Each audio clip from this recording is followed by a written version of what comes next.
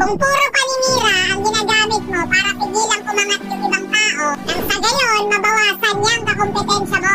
Gagawin mo sila ng masasamang kwento para ikaw yung maging mabuti sa paningin ng iba. Pero tandaan mo, hindi masusukat ang kabutihan dahil lang magaganda ang sinasabi mo. Hindi sa maganda mong ginawa sa mga taong nakakakilala sa'yo. Kahit ano pang paninira mo dun sa tao, wala yung epekto dun sa mga taong mas kilala sila.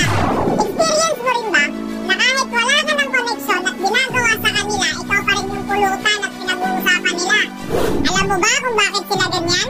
Dahil takot sila at kinakabahan na magtatagumpay ka kahit wala sila. Mga boss, kung nangangarap ka ng mataas, hindi mo kailangan maging magaling para magsimula. Ang kailangan mo, magsimula ka para bumalik. Kaya para sa mga patuloy na naninira, antayin mo lang yung araw na yung taong sinisiraan mo umaangat na sa buhay habang ikaw bumabagsak.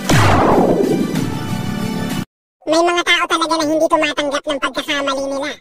At kung makapagkwento sa iba, ay siya pa yung biktima sa istorya. Siya ang inapi at kinawawa.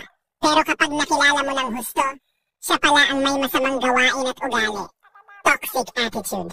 Kaya friend, huwag kang magpapadaya sa mga pa-victim. Dahil ang mga ganyang tao ay napakagaling magsinungaling. Tandaan niyo yan.